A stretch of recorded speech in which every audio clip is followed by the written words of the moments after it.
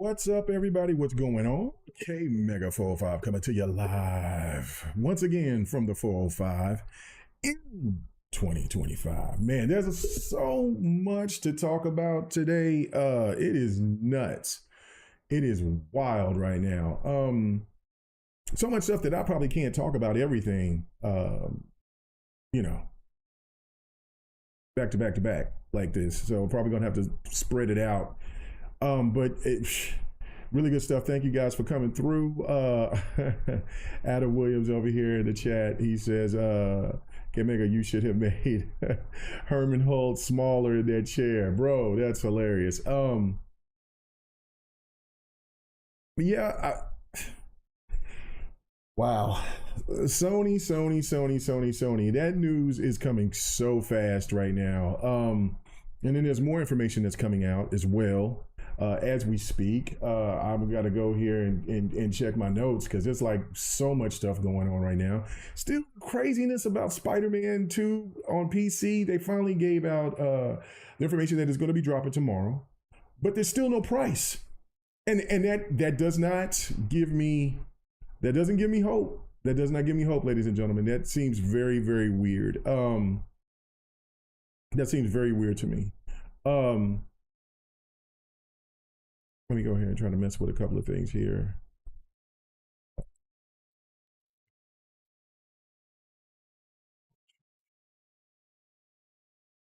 There we go. I like this look. So anyway, yeah, I don't know, man. The situation with the Spider-Man thing is really strange. I don't know.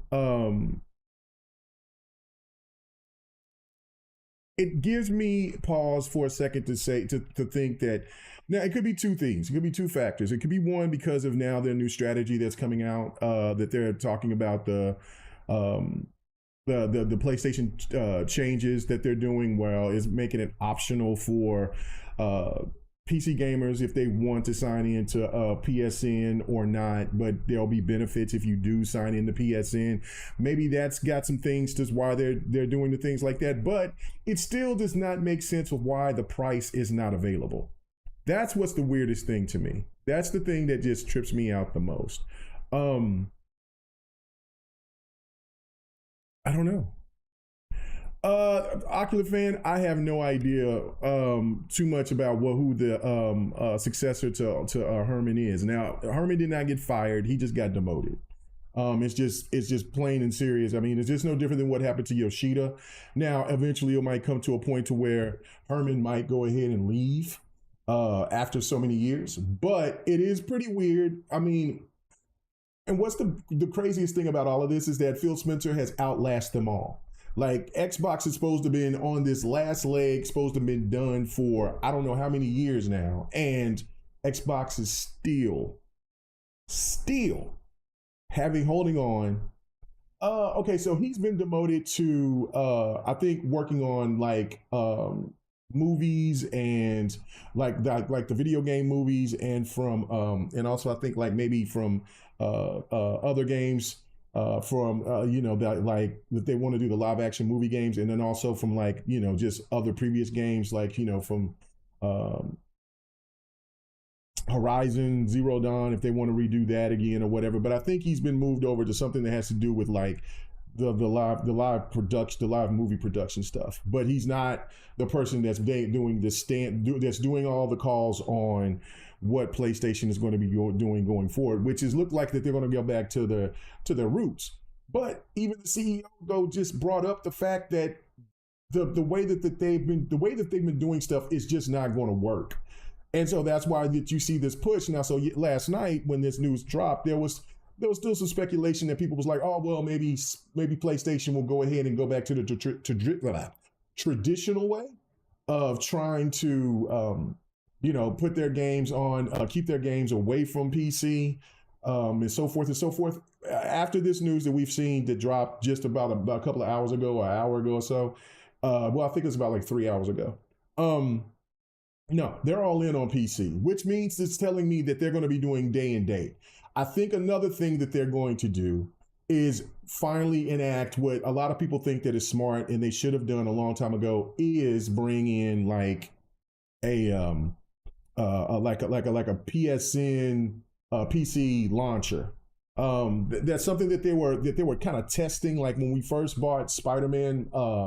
I can't remember if it was Spider-Man Miles Morales or if it was Spider-Man Remastered, but you seen that they had that launcher available. And so it just makes sense. It makes perfect sense. As a matter of fact, if people just kind of want to go through there and just, kind of not go through the nonsense. If you got perks through PlayStation, if you're a PlayStation console gamer, that you might get extra perks if you still go through that. You get to play games with your friends, chat, stuff like that. I think that that's really smart for PlayStation to do that.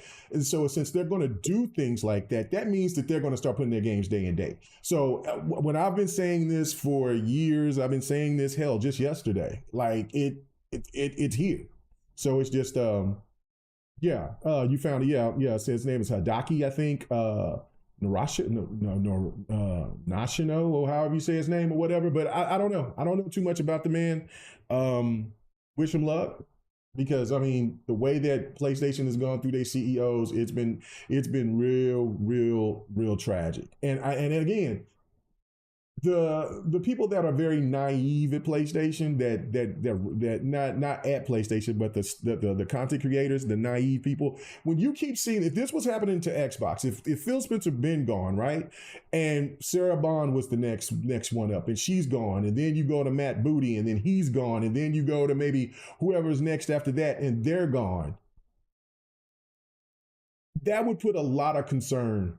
That would give me a lot of concern about what the hell is going on in Xbox, to where they can't keep they can't keep a person there long enough to where they can go ahead and get their strategy down and implement that to the Xbox base. Phil Spencer gets a lot of ridicule, but he has outlasted everyone from Yoshida to now we're looking at to Sean Layton to, well, not now, but it's Herman Holtz, Sean Layton, I forget the other dude that just left. And I mean, he is outlasting them all. And who's to say if he doesn't outlast this new guy? Who knows? Who knows? So I think, well, it was just like what I was saying yesterday. Why don't we just sit here and wait and be a little bit patient? It's not so much about Xbox is over here trying to give away their games because the Xbox brand is so desperate. It's just that the way that the things are moving, it is coming fast and it's not going to slow down. And we see what's going on with the industry. I mean, I just read something about BioWare in a DM with a lot of other content creators in there. Like there's a lot of things that's going on in the gaming industry that is it's weird, it's strange, but this is just the sign of the times of things, a big heavy change that's happening in gaming, and it's not going to slow down. It's just not. So, I mean, a lot of people would have told PlayStation. I mean, and you've heard from reasonable PlayStation content creators out there that still said, like, look, try to bridge the gap and do both. Don't go all in on trying to make a game. I mean, trying to make all live service games and kind of kick back what makes PlayStation PlayStation. PlayStation is known for their single player experiences. So therefore, it shouldn't be. You shouldn't go away from it, but I understand the budgets of these games is crazy, and and if they cut back on some of that, on the funding of some of those games, that's understandable because they're not being bought like that. But that's why when I've had that, shout out to Mooch, who came on to GRG a couple of years back, and we had that discussion, and he kept on. He was adamant, and they have been adamant about that. It doesn't make sense for them to put PlayStation first party games on PC day one. It's not been. It does. And see, this is what makes me nervous about the Spider-Man 2 situation on PC, is that they're going to try. We're eventually going to have to get a price at some point because this game is coming out tomorrow. It probably will. land around maybe 11 a.m., 10, 11 a.m. Central Time. So what I think that'll be probably what yeah. So before then, we have to know how much the price is in order if we were interested in wanting to get the pre-order, right? And the pre-order benefits. If this game is $70 for a PC game, that launch is going to be dismal. There's going to be a lot of people that's going to say, nah, bro, ain't going to happen. Ain't going to happen. I just had a discussion with somebody just maybe about like 30 minutes ago. And I was just making a point of like, okay, this is all well and good. I'm glad that the game is coming out tomorrow, but where's the price? Like, I mean, if I want to get the pre-order, I want to go ahead and buy it. And even if I can't get it at certain places where I get other games, and maybe if it's like, $10, $15 more than what I normally pay for other games that I pick up, like I said, like I picked up Final Fantasy Rebirth for $38, $38 because I pre-ordered it. And and every time that the games usually come out, they jump back up a little bit, maybe about $5-10 or something, like $5 to $7 or whatever. But if I have to get it off of Steam or whatever, I got no problem with that either. But how much is it though? Now, if it's $70, I'm not getting it. That's ridiculous. This game is a year and a half old, damn near, and there's no way that I'm gonna pay $70. I know, and this is what the person was arguing with me about the benefits that PC gamers get for getting the game. Yeah, that's fine, but PC gamers also had to wait to get this game. If this was a day one title, as though I was explaining to Mooch, and they charged $70, then I had no choice but to, if I want that game right now, then I have to get it. Because yes, we do as PC gamers get, and now when I say we, because I am a PC gamer, but I am an Xbox gamer first, don't get that twisted. But as we as PC gamers, we get the benefit day one. And Sony can go ahead and charge whatever that they want to. Now, again, there's other ways of trying to look, a bargain shop and try to find other ways to do it. And Sony will try to fight tooth and nail with that. I believe they lost that lawsuit when they were trying to keep games off of CD keys and other entities out there to where you can find it cheaper. But that's neither here nor there. I'm willing to go ahead and pay $60, but I'm not paying no more than that. If that game comes out to be more than that, I'm not buying it. Because that's, to me, it's like, it's crazy. You're not going to sit here and try to ask me to pay almost as much as, just $10 less than what the price of it is. And then think that I'm going to be cool with that, even though I had to wait a year and a half for the game. Well, then that comes to that point of where somebody would say, well, you just buy a PlayStation. Yeah, I got a PlayStation, but I want to play it I want to get the most definitive edition of it. And it's not going to be on PlayStation. All right, so that's my thing about it. So if they try to play like that, then it's not a smart move. It's not a smart move again. And then that's when you got PlayStation people that's they're going to pirate anyway, and it's not. But that's greed. That's greed. Every other game has been affordable and reasonable. I'm not a person that condones people pirating and stuff like that, but I'm not against it if people do what they want to do. It's their business. They do what they want to. I'm not a snitch or anything like that, so let them do what they want. But I think when you really look at it from a standpoint of where you've been buying games, I mean, look at The Last of Us Remastered. That's $47. The Rise of Ronin, that's $37 to $42 or whatever. If you go, it's according where you go find it at. Sometimes some places you see it for $47, but still reasonable prices for games that people had to wait for. And that's why for me it's like, for games that Xbox gamers have to wait for that been on PlayStation, I don't agree with those games being $60 or more, $60, $70 or more. I don't agree with that at all. We had to wait. Xbox gamers had to wait for that game to come. Don't care about your contract. So when those games do have the opportunity to get on Game Pass, I think that's a win. But if they don't, hey, I'm waiting. I'm waiting for a sale. I'm not gonna. I had the opportunity to. I wanted the game to be on the platforms that I like to play on, and if they're not there day one, then I don't expect to be paying top dollar for it. That's just how I operate. So again, if this Spider-Man game is $70, Yeah, well, tough shit. I'll just have to wait. I just have to wait. But let me see what somebody says. It says Raw says this strategy would be the same when if Xbox was doing good. How do you reach 3 billion gamers? Well, yeah, you must be talking about when I was bringing up about what PlayStation was doing. Right. That's what makes this whole point. Like I'm kind of combining everything that I was bringing up about me talking with me and Mooch had this discussion on GRG a few years back, and they were just so adamant that it don't make sense. What Sony strategy is doing makes it no, they're losing money.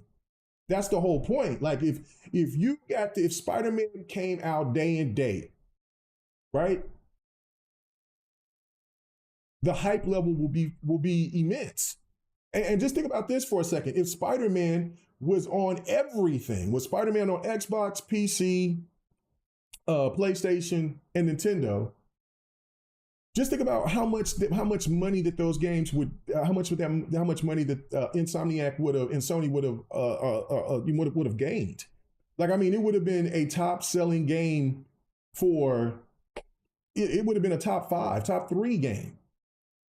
But because, and nobody's tripping about what Sony does because Sony is Sony owns the not the Spider-Man rights, video game rights, but they own the movie rights. And so we know that the angle of what they're doing, and they're using Insomniac to do it. But I mean, it's just, but it would make sense though if you have it, you still have your value of, this so-called value of your console. If you have it, if you bring it out, day one, don't come back for a year and a half to let's say Xbox, PC, Nintendo. But if you do the price reasonably, like $60, and then you do the digital to where it's 70, you're gonna win. You're gonna win on that. But PC still has to be day one, because that's to me is where when people try to use that the lesser number of, well, like when PC games don't sell that well on PlayStation. I mean, I should say, hold on a second. When PlayStation games don't sell very well on PC, PlayStation content creators and shit use that as a barometer of like why these games should not come to PC. Well, the reason why is that is like it still might not be affordable to them, because they feel like, listen, you try to treat us as a second-class citizen, I'm not going to be treated that way. And then on another factor is that, listen, those games, if like Ratchet and Clank had bugs, had issues. The first, I think it was a remaster of The Last of Us was horrible. You're asking for this type of money and then this type of production that you get? Like, no. It doesn't work that way with them over there. Like the one thing that I will say is that like us console gamers, we take a lot of BS. The PC community don't take too much of that. Like, I mean, they're comfortable of playing their old games that came out in 2002 more so than going ahead and paying for something that isn't going to perform well and things like that. They're sticklers about that type of stuff. So, I mean, especially when you read comments and Reddit and all that different stuff, like, yeah, they got a different type of mentality of how things should work out there for them. But going back to the whole point of what I'm coming up to, where Sony has to make these moves, it makes sense because they'll get all their money up front. Because, yeah, I mean, I'm not, like I said, I'll still try to look for an angle to where I'm not paying $70, but I will still get the game. Now that, like I said, if there's a reasonable, like if Sony did something really smart by trying to implement something what Xbox does with Play Anywhere, you buy the game on PlayStation and you pay $80. All right, Sony, and you got your launcher, and it's a Play Anywhere title for Spider-Man or for God of War or whatever. All right, Sony, you got it. Okay, deal. I'll do that. I can play it on my PlayStation. I can play it on my PC. All right, that's a deal. I can work with you on that. But I'd be damned if I work with you. You will make me wait a year and a half, and then you want to charge me $70 for a game that I had to wait a year and a half for. That we already, what I'm saying. If anybody paid attention, most people know what the ending is, how it played, what was going on in the game, what was the good things about the game, what was the bad thing about the game, and then on top of that, the game is not that long. So, no, it ain't happening. So I'm waiting for this price. Insomniac, please let us get a price. you know what I'm saying? My wallet's ready. I've sit there and made, because I'm going over my budget. See, my wife over here looking at me crazy, and I'm like, yo, I got to get the Spider-Man. And so she's looking at me like, you're going to pay for that later. I'm like, yeah, you're right. But I'm willing to do it. But if the price ain't right, I'm not doing it. If you're talking about $70, I ain't doing it. 60 is stretching it for me, but I'll work with that. But I am not going to sit here and pay no $70 for a game that I had to wait a year and a half for. No, it ain't happening. Good afternoon. Good afternoon. But hold on, let me read this. Oh yeah, I just read that. Big man Mo said Spider-Man sucks anyway. Damn, bro. Oh, don't do that. Don't do that. Don't do that to Spider-Man. Gen X asked this question. Gen X Gamer said, "How is that Disorder game?" I have it on my Steam wish list. This is the gameplay right here, man. I like it. I haven't gone back to play it because I've been kind of all over the place on what I've been playing here lately. Because I'm really itching for this Spider-Man. I want to get it, and then I got my whole list of games that I'm waiting that I'm going to start playing, jump into heavy, and then wait for Shadows of Assassin's Creed Shadows that comes out. In March, because everything else is going to be available on Game Pass that I want to play. Whatchamacallit comes out tomorrow too. Sniper Resistance. I did play, and I think I recorded a little bit of gameplay of Eternal Strand. Not a bad game at all. It's a smaller indie title. It's got a cool little premise to it. It's got this little cool anime thing to it. I was going to try to record gameplay, but I got caught up reading so much stuff between like politics and gaming stuff, and I lost track of time. And I was like, oh damn, I got to do this. I got to do the stream here in a minute. So we're here in a little bit. So I didn't have time to, because I was going to show that gameplay. I probably could try to change it, but that means I got to mess with my camera and all that different type of stuff. But whatever. But I'll see if I could try to put it. But here it is on the whistle. I like the game though. I like Disorder. For people who are on the fence of it, I would say wait for a sale. Wait for it to drop around like $25, 23. And then you wouldn't feel like you maybe got scammed. I mean, I got it for 30. I mean, that's how much it is. Like I said, when I first seen this game, it was on Xbox. And so I was like, oh, okay. And so when I talked about it, it was like 30 bucks. I was just saying, no, I found this game on Xbox for $30, an indie title. And so, yeah, no, I liked it. I put in some hours on it. So I just haven't gone back to it since I played it that day. So I just, like I said, I've been kind of all over the place. The one game that I've kind of been consistent on playing right now has been Virtual Fighter.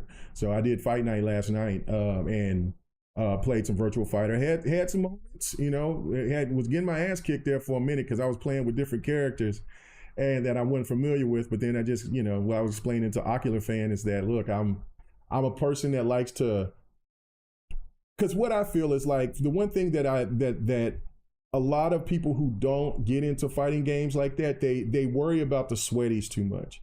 And so when you're a person that, like me, who plays fighting games and enjoy the fighting games the way that I do, I like to see people see me getting my ass kicked and then learn to adjust, because that should make, because I'm thinking that's making some gamers that's watching feel a little bit better who aren't into fighting games. Now, if you're a fighter fan, you might say, oh, this dude sucks. But then when they see that how I adjust and how I get into a winning streak with that character and things like that. But see, that's just how I do things. I'm a madman like that. I just kind of want to test my skill level. I'm playing characters that I'm really not good at. Now, there'll be times that I'll just get smashed because of it, and then I'll go back to a player that I know how to play, so I can kind of save face. But yeah, that's kind of like what I do. But Virtual Fighter is fun.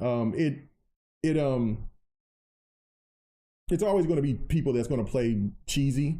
But again, you're always going to run into sweaties. But there was some really good fun matches last night that there was really one match that I just kept raving about, because me and that person was trying to learn our characters. So we were doing really cool moves while we were being respectful on trying to learn the moves. I love those type of fights. Now, again, when you're playing ranked, you normally don't get that, but you get that usually if you're playing in just a regular room with some people or whatever, but not ranked matches. But yeah, it was really, really fun. It's really good, well-made game. I hope eventually, because we know that the new Virtual Fighter is going to come to Xbox and PC and to everything. But I hope that they would bring this. They're bringing this. Now it's been 4 years since the Showdown was on PlayStation, and they brought this over here to PC. I hope that they will go ahead and add an Xbox version at some point. Because I mean, yeah, playing the backwards compatible version of Virtual Fighter 5 is cool, but it feels real dated compared to this. This looks a hell of a lot better and plays so much better. So yeah. Anyway, but there we go, back to what we're talking about. See, I heard a lot about that. See, and that's another reason why I will not pay that type of money for Spider-Man 2, is because if it is, we don't know. Like it could be $50 and nobody's complaining about nothing, and we could keep it moving. But if the but everybody has talked about how Spider-Man 2 was not anywhere on the same level as Spider-Man 2018. And that to me is disappointing. Because Spider-Man 2018, even though I like Miles Morales better, I did really enjoy Spider-Man. Now, I do got Spider-Man Remastered, and I have not beat all those DLCs. I've started the one with the cat, Lady Cat, whatever her name is. I forgot what her name is. But yeah, Black Cat. But I haven't. I just saw the beginning of it and said, okay, come back, and I haven't. So I need to go through there and just go back and play all the Spider-Mans again, because I did really enjoy them. I really liked, I enjoyed the hell out of Miles Morales. I thought Miles Morales was so cool, so fun. But yeah, that's disappointing for the fact. Now, again, in the Spider-Man game, I wasn't a fan of the Mary Jane stuff. It didn't kill me or anything, but I don't know. And I ain't one of these freakazoids that care about the looks of the characters. I mean, these are not real people. So, I mean, I don't care if they look fine or they look regular or they're not attractive. It's just, what is the gameplay? What is the gameplay loop? And I've heard, like, when Ham was telling me when he beat it that like they had Mary Jane like she was, she should have been a superhero. So that's going to be intriguing. So anyway, I hope that it's not going to be, I hope Sony is not trying to pull some stupid bullshit where the game is going to be that much, because it's not going to benefit them at all. So that's, what I'm saying, everybody wants to enjoy a good quality game, but if you got to wait for it, nobody's willing to pay big time money for it. And that's the same thing that goes for what I was talking about yesterday with what Xbox strategy could be going forward. And I wouldn't be so mad about it if some of those first party games don't come to PlayStation until about a year or so. But if they ask for $70 for that game on PlayStation day one, then that's not fair to the PlayStation community either. So the day one thing might be something, because they'll get the most money out of it. But I feel that, we'll see about that. But what PlayStation is doing, let's get back to that. They're going to try to hit the reset button, and I don't care how many CEOs they go through. The change has already happened. They're going to go and put games day and date on PC. They're going to probably most likely do a launcher, and the fact that they're also going to probably get ready to start putting games on other platforms, because they already kind of alluded to it, which they kind of alluded to. So listen, it's we knew this. We've been saying this was going to happen. There's too much money to be made to still stick to old strategies that's not going to work. That doesn't work anymore. It worked well for PlayStation, but PlayStation has to evolve. They have to evolve. And another thing too is that they're okay. So there's more news that came out a few hours ago where starting in January 2026, PlayStation 4 games will no longer be a key benefit and will only be occasionally offered to PlayStation Plus monthly games and game catalog. We may still provide titles that can be playable on both PlayStation 4 and PlayStation 5 consoles after this date. But yeah, no, I mean, they're getting ready to move on for that from the PlayStation 4. They've probably got all they can get out of the PlayStation 4. The PlayStation 4 has actually kind of maintained some kind of stability for PlayStation, because so think about this for a second. Remember when they were talking about like generations uh, don't matter. It's all about this generation and things like that. So let's just say that they did not put some of those games on PlayStation 4 when they said that they weren't. Just think about how less those sales would be. The PlayStation 4 held PlayStation up. So it's not one of these things where, the PlayStation 4 has been irrelevant. It's been very relevant for PlayStation. So now, but they're getting ready. So that's why they're giving themselves a year, about 2026. And so therefore they want to try to kind of move on. And I don't know, man. It's real interesting about what they're doing. So they're going to try to recoup this money again. Like I said, they're going to bring a launcher to PC, which, like I said, is smart. It's just that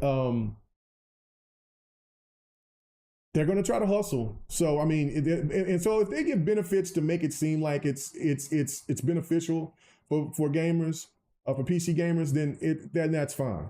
But it's a lot of different moving parts moving around, and they're doing it really, really fast. So yeah, it's pretty interesting. And yeah, and also Ocular fan, hold on. Let's see what General Spartan had to say. He said the part with Mary Jane and Spider-Man 2018 pissed me off. The instant fail stealth mechanics, not the character. Yeah, I mean, I'm not. It's very few games that I like being stealthy. But if it makes sense in the game, it makes sense. I get it in that whole point right there with what Mary Jane had to do and Spider-Man was helping her out and stuff like that or whatever. But I didn't hate it. It just seemed like it took away from the action a little bit they seemed like they was trying to make an intense moment, but it didn't feel that intense. Like, so for instance, I felt like it was more intense when she was in the what was it, the office. And then when they found out what was going on, when they snuck into the lab, I like that scene. That scene was cool. But the train, the subway thing, I was like, I don't know. But it's fine. It's fine. It is what it is. We'll find out what it is about Spider-Man 2. Or, I mean, I say we'll find out. Like I said, that price is the important factor to me. Because I'll go ahead and I'll get something that's on sale that I've been looking at, and then I'm just gonna go ahead and just say, look, I didn't go over the budget. You know what I mean? So then I can just go ahead and just say whatever, and just be prepared for and then I could probably put that money on an upgrade for maybe a Valve or for something else or whatever. I don't know, man, but I'm not. You hit me up with you hit me over the head with a $70 price tag or for a game that I had to wait a year and a half for. I ain't doing it. I'm not doing it. So tread carefully, Insomniac and Sony. Let's see. Also, Ben Studios laid off unknown number of contractors. Yeah, no, I mean, that's the sad thing about being a contractor, and that's why they wanted to do unions and things like that, because of the fact of they wanted to have security.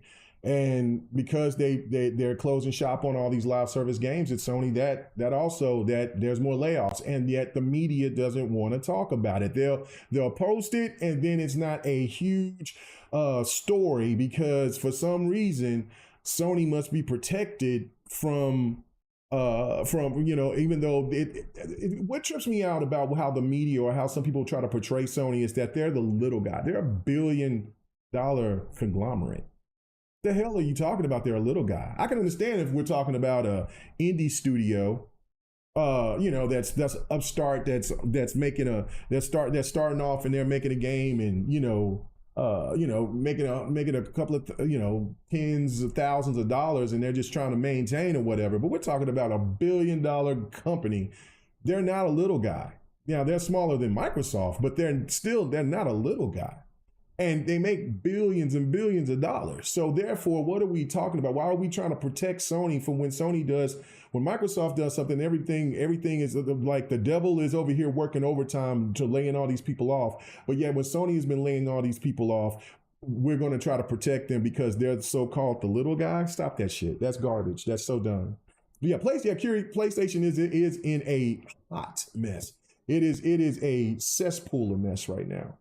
All this scrambling. I've said this. You don't lose all these people. You don't lose all these people of high standard and not have some kind of fallback. It's just it's when Phil Spencer and when Phil Spencer leaves, and when Aaron Greenberg leaves, and when when other groups and other older people that has been with Xbox for a very long time, yeah, it's going to be a weird shift. Hopefully they'll be much more well prepared than what PlayStation has been, but there's always some kind of weird dynamic that always happens once you lose a really good CEO, or if you lose really good members of the team. So it's just Sony has lost all of their big guns damn near, except for Mark Cerny and a few others. Like everybody else, if you think about the old Jack Tretton, the Jack Tretton era, or hell, the PlayStation era, when PlayStation 1 dropped, they're practically damn near all gone. So like it is, except for just a few people. The PlayStation lost Amy Hennig. I thought that was a huge loss. I wanted Xbox to snag her up to work on some games. And hopefully that still can happen. Like, the woman can write. She knows how to write really great stories. So, and I'm looking forward to, because isn't she the one working on the new Captain America Black Panther game? I think she is. Anyway, regardless of it, I don't know, man. PlayStation is in a mess. PlayStation does have issues, and it's not looking good at all. It's just not. More stuff from it, okay, so that's me looking at the looking at more of these notes here. Yeah, okay, so another cool thing, now this was a good smart thing for what PlayStation did, was looking at like the PSN accounts will become optional for some titles. Now I said some titles. No, I think for all single player big name titles for PlayStation, it will be required. But for their games like, let's say Marathon, for let's see if this Fair Games title, live game title will come out for that. I think for games that's going to be like a live service or a smaller title, it's not going to be mandatory. But for for other games, it's going to be a serious situation, because like for instance, it says players who opt in with a PlayStation account will enjoy added benefits like trophies and in-game content, blah blah blah blah. Some of the games on the list will be Spider-Man 2, which is, old title, God of War Ragnarok, The Last of Us 2 Remastered, Horizon Zero Dawn Remastered. Now, what's this telling me, though? The last string of games, that has been delayed, kind of like when Stellar Blade comes out, when Stellar Blade comes to PC, when Phantom Blade comes to PC, when Stole Aside comes to PC. I don't know. I know that Sony's paid for their budget. I don't know if they would be looked at as they're exclusives because Sony has helped publish those games, but they're not first party. Those might not have to have it, but games that has still in that pipe, like a Stellar Blade, I think that they would still want you to require to have a PSN. So I think what this also just kind of lets you know that right now, they say some games right now, everything else that they start coming down on the pike that will start being day and date, they will probably require you to have a PSN to play. And like I said, I think it will be more of the single player games because this is kind of like the indication of it to me. Yeah, so yeah, and that's probably one of the reasons why the Spider-Man game was taking so long for anybody to know anything about. You know what I'm saying? They're working more. They're adding more benefits to playing with accounts for PlayStation Network. The Last of Us Remastered. In addition, with God of War Ragnarok and Horizon Dawn Remake will all soon be adding an in-game content unlocks for PlayStation Network account users. An account for PlayStation Network will become optional for these titles on PC. Players who opt in to sign into the PlayStation Network will also enjoy added benefits like trophies and friend management. Details on new benefits for players who opt in to sign in with an account to PlayStation Network. Spider-Man 2 early unlock suits, the Spider-Man 2099 black suit and the Miles Morales 2099 suit. God of War Ragnarok gains access to the armor of the Black Bear set for Kratos as the first lost item chest in the realm between the realms. It was only previously for if you did the New Game Plus run. The Last of Us Part 2 Remastered, 50 points to activate point bonus and unlock extras. Jordan's jacket from Intergalactic. Oh, that's pretty cool. And the Heretic Prophet as the skin for Ellie.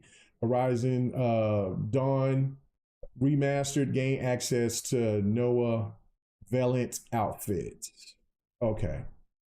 All right. I mean, cool little perks if you care about that. Like, I mean, I normally sign into it. I don't trip out about it. Like, I mean, I got the account. I'll sign into it. But for those PC gamers, they don't care that much about it. They just want to play the game. You know what I'm saying? So, you know what I'm saying? She's going. Let's see. Oh, she's doing the new Captain America. Oh yeah, okay. That's what I was thinking. Like, yeah, I'm so hyped for that game too. You know, said PlayStation's a sinking ship right now. Yeah, it is a sinking ship right now. PlayStation always following Xbox like in last place, rolling, bro. Like, I mean, that's the crazy thing. Like, they keep doing these things, and it's like, oh, this is smart. Sony's doing this, and this has already been done. Xbox has been doing this, but somehow this is why I said I was over there. I was on my demon time. I had to ask the question. I'm like, okay, so now we kind of all know that they're going to be putting PlayStation games on, day and date on PC. Does this devalue your PlayStation? And so, if you know what I'm saying, I mean, that's what's going on with you, Stanley. Like, that's the thing that needs to be asked. Is now your PlayStation devalued? Is this? I mean, is it? I mean, because y'all were out there going crazy about how the Xbox is so devalued. Hell, you even got some of these Xbox people sitting here agreeing with the bullshit. Wait a minute, hold up. Now you telling me that this doesn't make sense to you, and that now that PlayStation is doing this, now is going to start doing this, that your PlayStation is still valuable? Well, the Xbox is still valuable. And that's the point that I was making yesterday and have been making. Is like, listen, it doesn't take away for us being console gamers.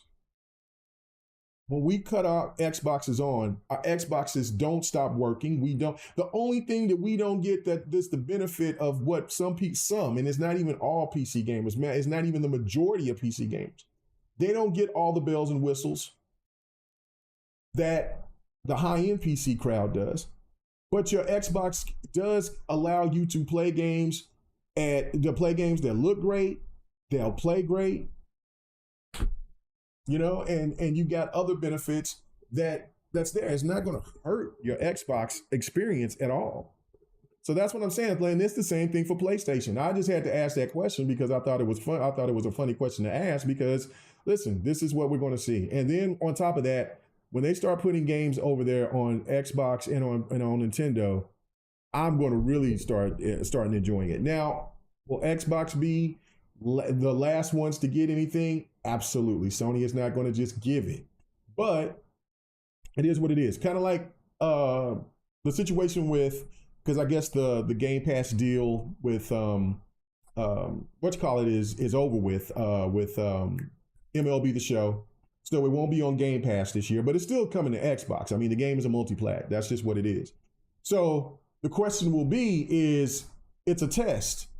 How beneficial was, and this is all you need to know. If MLB The Show doesn't go back on Game Pass, then it's sold well enough to where it didn't need Game Pass. If it does, then that tells you that Game Pass is very beneficial for the success of MLB The Show MLB The Show going forward. It won't be, and then if you read the writing, it says it's not going to for this year, for 2025. So, which means to tell me that they'll probably work out some more negotiation of like, hey, let's come, yeah, but it's all going to come down to what the sales numbers look like. Because if Sony feels, oh, well, the game is sold close to about the same, so therefore, it ain't gonna, we need to take away that benefit from Xbox gamers and have them wanting to, whatever the case may be, is just have them pay, this, that, and the third. Or it could be, I don't know. It could be where, I know that there's a contract that was over with, and that's the reason why it's not there. But if you read the writing, it almost seems like that it's definitely going to come back. Well, I can say definitely, but it seems like it's going to come back. But I think it's just probably that reasoning right there. If the game doesn't sell as well as it was while it was on Game Pass, then it'll definitely be back on Game Pass quickly. So the following year. Let's see. Chris Coleman. He says multiplayer games. He says multiplayer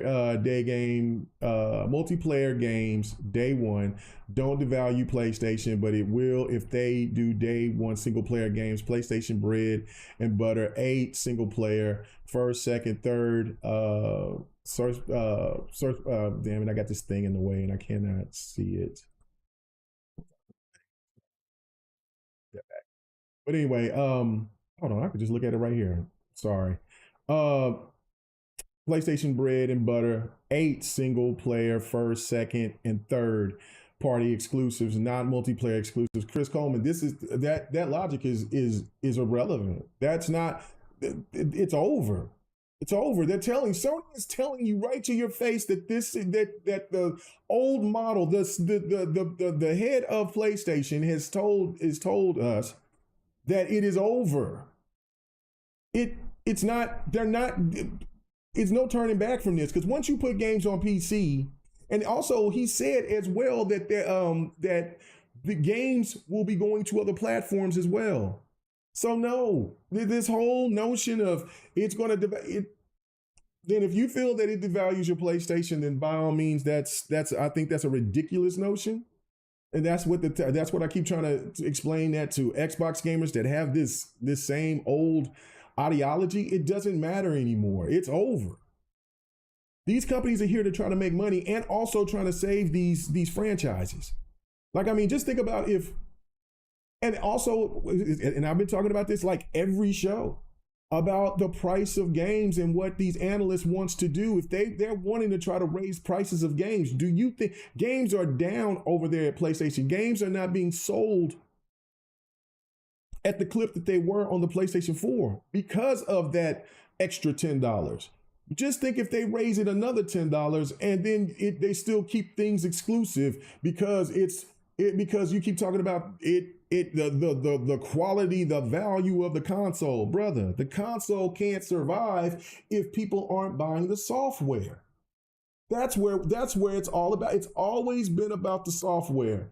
I've had these arguments with Porter Rock and everybody else, and now they understand. I mean, they've been preaching the gospel now about what software means. But I had like crazy arguments with these PlayStation guys about software is where it's at. The hardware is important, no doubt about it, but it's the software that sits there that kicks everything over the top. So you rather tell me, and then let me ask this question, Chris. You mean to tell me that it's more important to you for Sony to lose money by keeping games in-house? Because Sony just told you that that the business model is changed. They got to change. It's not like they got to pivot. They got to go another direction. They cannot do the same thing that they've been doing. So you're telling me that losing money is much more beneficial for you because you can still have a bragging right of saying this game is only on PlayStation. That era is now gone. It's gone. It's gone, fam. It's over. It's over. It's over. I've had these many arguments over for the years and saying that it was going to happen in the year. It doesn't. And I just said yesterday, Sony is going to make this move and it's going to be sooner than you think. I wasn't thinking it was going to be the same night. I thought this would be a little bit longer. I thought at least the day and date would be a couple of years or so. No, this shit's going to be rolling sometime here this year. So yeah, it's over, bro. It's over. He said, I'm Big Mamo said, I'm contributing to the return of to Game Pass fund. I ain't buying that shit. Brother, it is it so messy. You so messy. I know that you say that you hate the Spider-Man thing. But if Spider-Man, bro, if Spider-Man came to dropped on Xbox, you mean to tell me that you wouldn't play the Insomniac Spider-Mans? They're really good. They're really good games, man. I mean, they're really good games. I mean, you can't knock them. They're really good games. So you gotta let me know that, Big Bad Mom. This said, let's see what Curious saying. She said the games themselves are the platforms. Your console is just a means. There you go. Beautiful. Beautifully. Well said. That's all that's is. There's my brother Tashawn, he says single player is not making no money. 350 million for Spider-Man 2 that you can beat in a weekend, and it was outsold by Helldivers 2. That's where we're at. That's why well, I can't think of his name right now because there's been so many damn PlayStation CEOs. Hell, the last guy. That's the reason why they went all live service, because they said, look, this is where the money is. This is where everybody knows this. This everybody that even the media that keeps on trying to hold on. They're trying to hold on to every morsel, every ounce of that single player juice. They know where their toast is buttered in gaming. It is live service games. It is free to play games. It is multiplayer games, co-op games. Single player games do hold some value, but in the reality of it is that, like, yes, when you got a Hogwarts Legacy or a Sekiro or a just the number, or a God of War or a Halo or something. Again, well, and I can't even put Halo in that because Halo got a multiplayer. So now scratch Halo, just because I'm just thinking of just single player games, or like a Fable that's coming out. Doom: The Dark Ages won't have a multiplayer this time. So, but that game is going to rake. So again, there is value in single player games, but out of those 8 to 10 to 20, or let's just say out of those single player games that we all know that has value, there are thousands and thousands and thousands of single player games that just ain't making the cut. I mean, we're just sitting here talking about what's going on with BioWare. I want to talk about that a little bit. That this is just the reality. It's been the reality. I've said this, where Amy Hennig and Mark Cerny, they were out. They had a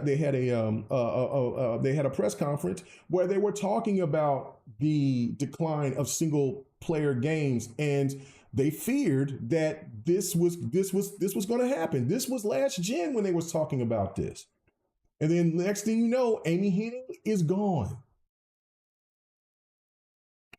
And then, Amy Hennig is gone. And then there's a whole bunch of other people that's gone. And studios are closing from beloved franchises. Like, that's what I'm saying. Like, it's going to be interesting to see, because Sony is saying they're going to go back into the single player, but they're going to make smaller titles and single player titles. And they're going to, still keep doing these remasters and things of that, and remakes and all these crazy things.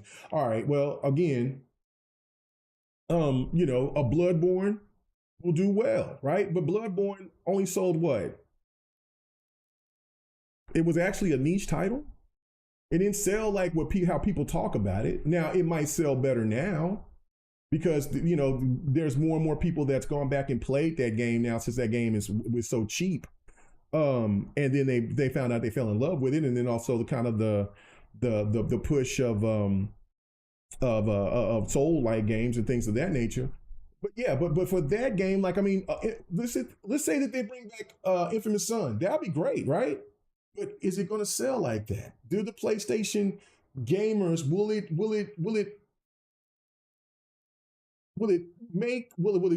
do what? See, this the thing what Sony wants. See, what Sony did last generation, damn near every game that they hit, Even the games that didn't hit, they still was hitting like 6 to 8 million copies. Bro, they were hitting on all cylinders last gen. And then the games that did hit, they're selling 20, 30, 40 million copies. You know what I'm saying? So they're not getting nowhere near those type of results. No, none of those type of numbers. God of War is the only one. Spider-Man, I think, is now, I don't know how much Spider-Man 2 sold overall. I think it might be around maybe 20, maybe. I have no idea. I haven't paid attention. But that's only 2 games, brother. So it's just the one thing that, like, you can't. Spider-Man cost too much money to get the scrutiny that it did. Spider-Man 2 was supposed to be the next coming of where, okay, well, we make another 350 50 game and make 500 million off of it. You know what I mean? Or make 600 million off of it. There's going to be people that like, and let's see what the PC community feels about it, right? Like, I mean, we're going to be excited to play it because of all the bells and whistles, right? But if this game doesn't play this game, if people play it and this game has got a mixed, um, if it's got a mixed rating, then that's not going to be good. That's not going to bode well for Spider-Man 3. They already said they're going to cut the budget of Spider-Man 3. So it's like, yeah, no, it's we know that these single player games cost too much money, but the thing that where Xbox has been kicking Sony's ass, and they will continue to kick Sony's ass until Sony realizes it itself, is that Xbox knows how to make single player and multiplayer games coexist together. So if that single player game isn't up to par to the audience, it's that multiplayer is going to work and make money. Gears 4. A lot of people didn't like the single player for some odd reason. I thought the single player was good. The beginning of the game was kind of weird when you was fighting the DBs and all that stuff, right? But then after that, everything was rolling. But there was people that didn't like 4, right? And then, but they loved the multiplayer. Kind of vice versa with 5. A lot of people love the story in 5, except some people had the problem with the ending type of thing. But it was more of the confusion of how they're going to do that with the ending of Gears 5. And then there was people that were really bitched about Gears 5 multiplayer because they were making it more accessible for a person like me who isn't a Gear multiplayer head like that. I play more Halo multiplayer than I do Gears, but still respect the game. Still a good game. It's just like, damn, you know what I'm saying? But now you don't hear people saying anything too bad about the multiplayer aspect of it of Gears 5. But it's still, the thing to me is like, but they still making money. You know what I'm saying? So like PlayStation never really caught on how to use both. They get an idea, it looks pretty, it's solid, and then they just back off. Like the first game comes to mind where Sony could have actually did it is with factions. But instead of them putting factions out there, which I won that bet in Xbox never bought me my game. Anyway, but the thing is that if Sony just released factions for free, if they just released it for free, and then, at the time, because it would have been around, they had The Last of Us 2, and then you had factions for free. Man, no telling. Sony would have found what they needed to, but they didn't, and this is where we at. So now they got to go back to try to do this whole we got to save single player games bullshit, but now we got a twist because we got to put games on PC day one, and then we got to put it on other platforms. We're just going to let some of these other platforms wait. But yeah, when the day that so this type of stuff right here, as you see me playing Final Fantasy Rebirth, yeah, all that's over, Jack. Square Enix already told everybody, look, man, the whole exclusive to one console thing is over, Jack. They lost so much money. They lost they lost so much money in the fact of their expectations.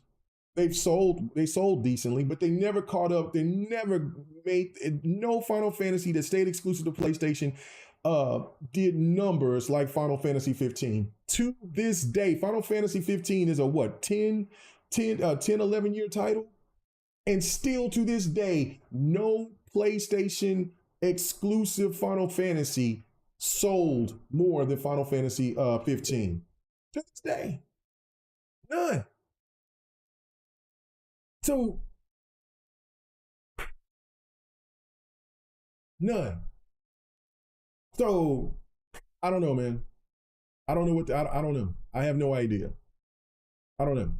Now, if somebody goes back and says, well, what about Final Fantasy VII on PlayStation 1?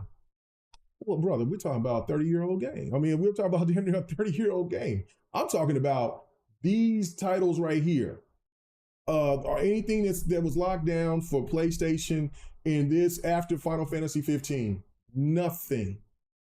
Nothing. So it just comes to show, man, like Xbox is seeing something well before Sony did, of course, yet again, but it's like, and it gives put a bad taste in a lot of gamers' mouth. But this is pause.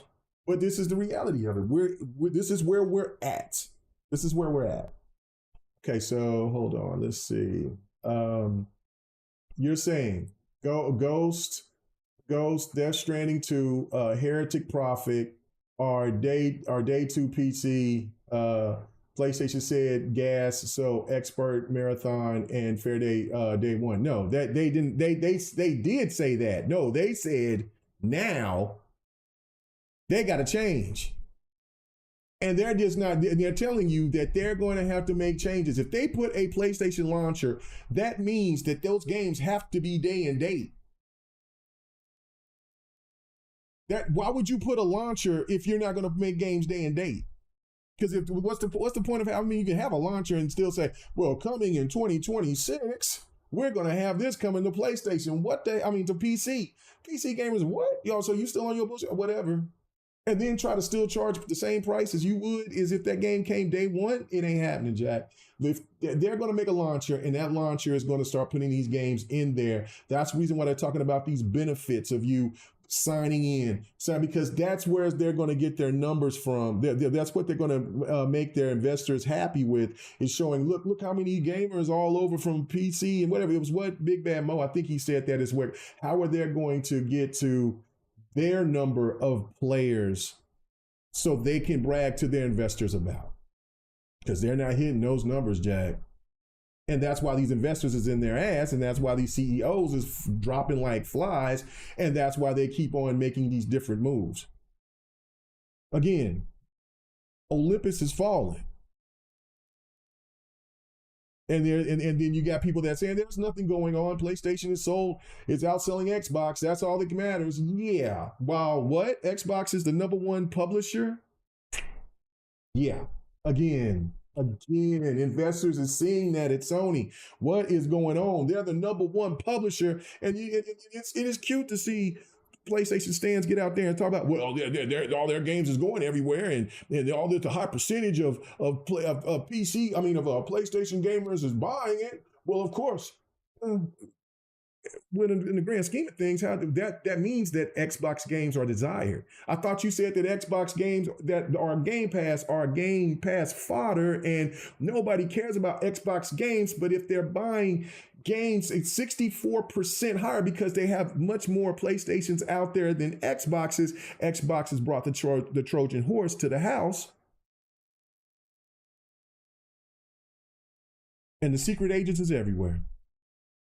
So you can't. So this right here is where it's funny as hell to me. Like, so again, let me go back to Chris Coleman. He's over here still on his day 1. It says, okay, so day 1 PC single player is not a thing as of now. Oh yeah, of now, right? Like, I mean, they're just now implementing these things right now. They're telling us today of their strategy.